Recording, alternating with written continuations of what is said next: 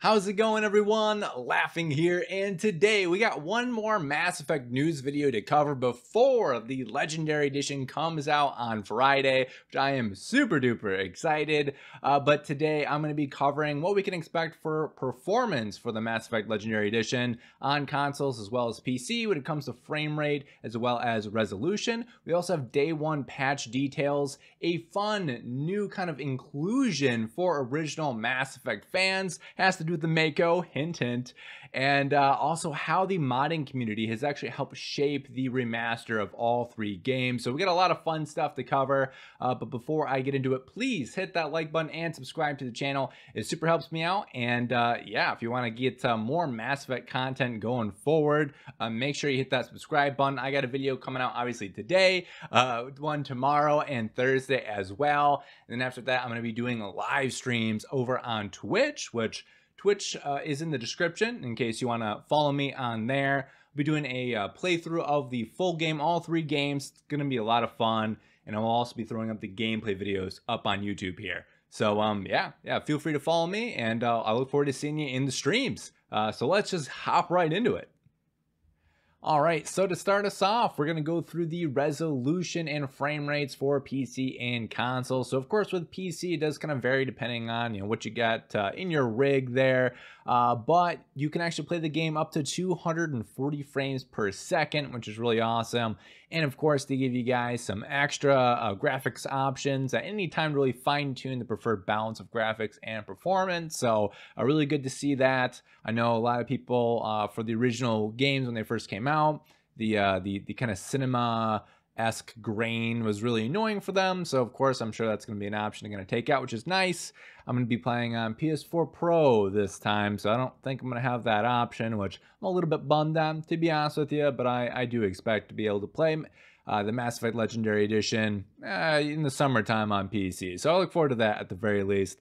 But speaking of console players, you actually have two different options that you can choose from. Option one is going to be favor of quality. So this is going to be more of the fidelity, going for that 4K or 2K resolution, but you're going to have kind of less frame rates or potential more frame rate dips with that. Otherwise, you can favor frame rate, so your frame rate's going to be a lot more stable, a lot more strong, potentially even higher, but the graphical fidelity is going to be not as nice as it would otherwise. So looking at the consoles here, we'll start off with the PlayStation 4. So for the favor quality, we have 30 frames per second and 1080p. Otherwise, we have up to 60 frames per second at 1080p.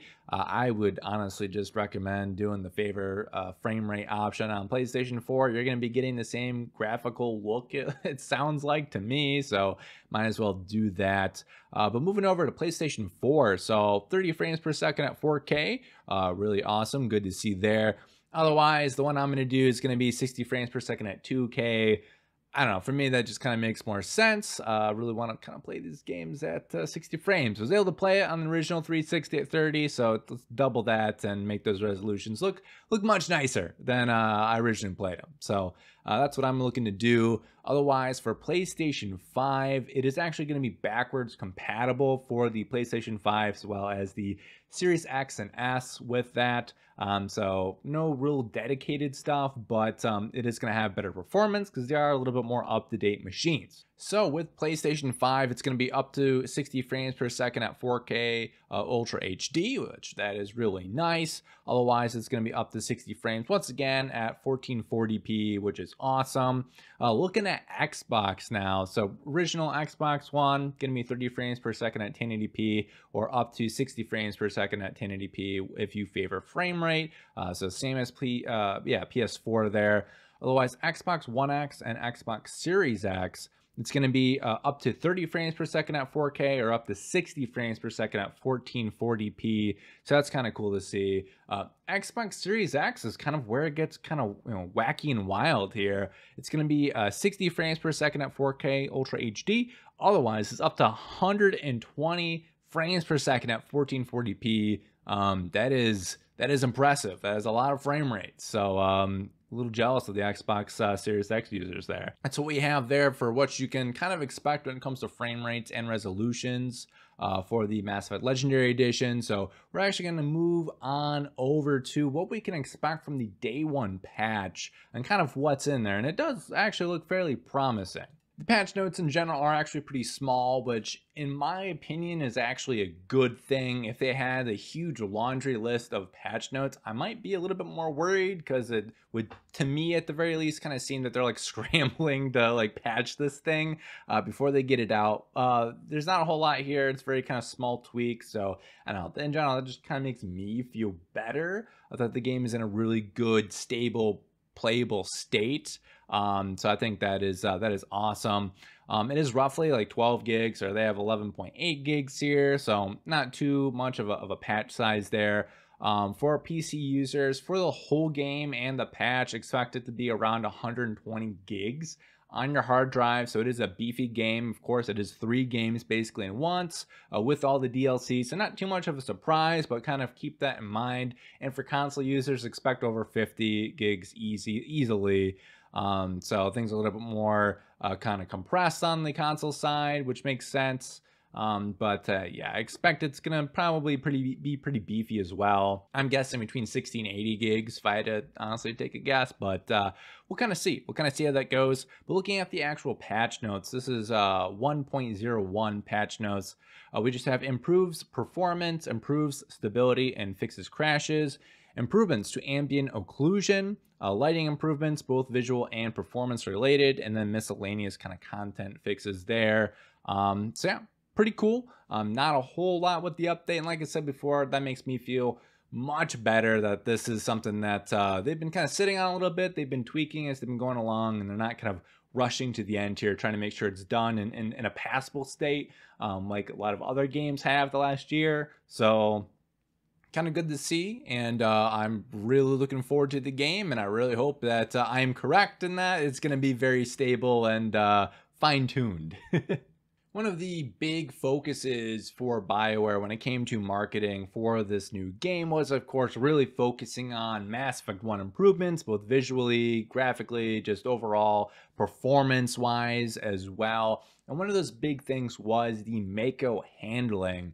And they've went by and fine-tuned a lot of that, made it much easier and less, throw controller at wall like, which is always good. Kind of a cool thing that they did for those masochists out there. If you actually want to have the original controls that were in Mass Effect 1, you have that option. So there you go.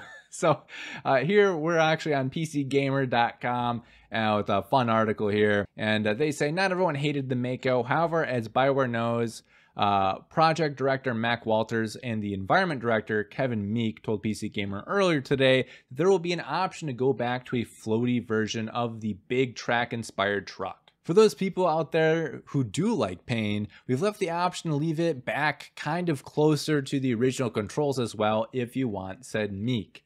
You'll never get a consensus, said Walters. Whether some people love it or some people hate it, we're making a big point of it often in marketing, but it's a lighter touch than I think some people might think, and the optional control scheme is optional, so you can go back and forth.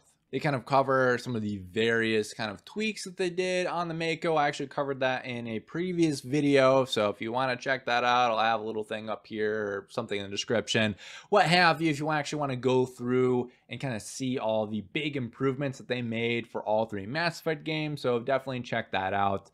But kind of finishing off the article here, they say playing the Mako today versus playing the Mako back in the original, especially on PC, is like night and day, said Meek. I don't want to thrash my keyboard and mouse after every encounter with the Thresher Maw or trying to climb a mountain. So yeah, just kind of exciting news with that. So if you want to just have it be like an insanity difficulty with original controls, hey, I guess you can do that.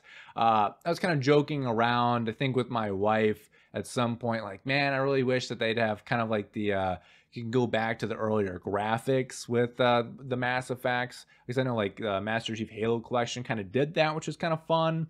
But I wasn't expecting them to just do that for the Mako controls. That was unexpected, but yeah, kind of cool. I haven't really covered it a whole lot in this channel yet, but I'm actually a really big fan of modding on PC. I have broken my Skyrim, both Legendary Edition or Enhanced Edition on that, as well as original Skyrim on PC numerous times with mods. I love Nexus mods. They're a lot of fun. That's usually what I've kind of gone and used personally. Also, I've done a lot of it on Fallout 4. Had a lot of time, a lot of fun in Fallout 4 with mods. I definitely would not have played that game nearly as much if it wasn't for mods. I never really had the chance to play Mass Effect modded, and I do look forward to kind of doing that this summer, which I may have mentioned before. Yeah, the kind of cool thing though is at Bioware, the modding community actually helped influence kind of the direction of the Legendary Edition, which I find extremely interesting. So I'm actually on, once again, PCGamer.com, and we're talking about how the Legendary Edition uses mods as kind of a benchmark for its improvements. They say, head over to Nexus Mods and you'll find mods for each game in the Mass Effect Trilogy, over 1,000 of them, with some of the most popular, the graphical overhauls, a lot of textures, and a lot of videos. Bioware is aware of these mods, and while working on Mass Effect Legendary Edition, use them as a benchmark. We actually early on looked at some of those, project director Mac Walters told me, and said, okay, well, this is our minimum bar. From here, we have to then go bigger, right? Obviously, they have limited access as a modder to the assets that are in there. We have full access to them. Environment Director Kevin Meek concurred, mentioning while he was initially skeptical of AI upscaling mods, when he looked closer, he was impressed. They're getting these great results with a lot of texture mods and those other up-res ones, he said. So that actually started us down that kind of path with some confidence. We knew we could go in and hit base level AI up-res on all the textures and receive the same amount of visual upgrade or even more than the mods because we have a lot of advantages that they don't have. We get to work on the uncompressed source, full resolution textures, whereas what they have, it's been crunched down, it's been compressed, it's been put on a disk, and then up-resed off of that. So kind of cool, actually taking a very similar approach to a lot of modders, but of course, because they're Bioware, they have much more access to all the assets there. And yeah, they used a very similar approach, which is really interesting. I was not actually expecting that. I thought a lot of these kind of mods, people go in by hand and up-res them, which I think a lot of people do that still. But the fact that a lot of modders actually use the AI to do that is pretty impressive and cool. And in a previous video, I kind of talked about how Bioware did that themselves. So kind of cool. They're kind of taking a page out of the modders' books, which I think makes sense because if it works, you know, why fix it? And we're actually going to hopefully be getting an even better result because of it. Bioware looked at mods that aren't about improving graphics as well. There's a lot of really popular mods about adding different types of hairs to Shepard, Meek said. People who are really popular and wanting some new casual outfits as you're walking around, things like that. They kind of helped give us, again, a bit more confidence. Yeah, is it worth to spend a little bit of time to create some new hair options and some new clothing options? Other popular mods reinstate content and work with unused dialogue to, for instance, add same-sex romances to Mass Effect 2. While the Legendary Edition isn't going that far, will modders still have access to unused assets to recreate these mods? So this is Walter speaking. I don't think any content has explicitly been removed from the depot that we have, Walter said, though he wasn't able to 100% confirm mods like these will be possible. Hopefully they'll still be able to have access to do all of that, he said. That would be the hope. I really do like the fact that they actually kind of went to the well when it came to modding. In general, you know, when mods are on there, it's all kind of crowdsourced. These are people kind of in their free time doing these. And when you look at the mods that are downloaded the most, it gives you a really good idea of what players kind of want from the game, what improvements they want to see, what they want added, what have you. It's really kind of cool that Bioware actually went to those modders, kind of saw what they were doing, saw kind of what the community in general would like to be improved on. Is it a whole lot? You know, hair, casual outfits, what have you? Not really, but it's something. It's something that potentially we would not have gotten if modders didn't already kind of do those on Nexus. So kind of cool. I'm a really big fan of modding when it comes to this. I think the modding community is important if you want to have a game and have long legs and be able to kind of last a really long time. Bioware wants to see the Legendary Edition altered just as eagerly as the original games, and has spoken privately to some modders about what's important to them and how they can work together. Mods have an advantage, Meek said, where they don't have to be constrained about certification requirements and size on disk issues, any ripple effects that come from pushing some effects too far or not far enough or whatever. So once again, we're actually really working with the modders. It does sound like for the modding community out there, if previous mods don't work on the Legendary Edition, hopefully a lot of those modders will be able to re-import them or kind of upgrade them so that they do work. Although it does kind of sound like potentially some of the older mods might actually work. We'll kind of see how that goes, but it does sound like Bioware does want to have a healthy modding community in the Legendary Edition, which just gets me even more excited for Friday, to be honest with you. Even though I'm not going to have it on PC day one, I am going to be checking out the Nexus mods for it and kind of see what's going on. I did a similar thing when Cyberpunk came out. I actually used some of those mods to try to make the game a little bit better. So yeah, really big fan of the modding community with that. And yeah, I look forward to seeing what they do with the Legendary Edition. All right, so that kind of covers everything I wanted to talk about today. Hopefully you found what I covered to be interesting at the very least. And if you did enjoy the video, please hit that like button and subscribe to the channel. It'd be much appreciated. Once again, I do have some more Mass Effect content coming out later this week, and I will be streaming the game come Friday. I am super duper excited to hop back in. It's going to be a lot of fun. Well, thank you once again so much for watching the video. Hope you have a fantastic rest of your day. And as always, take care.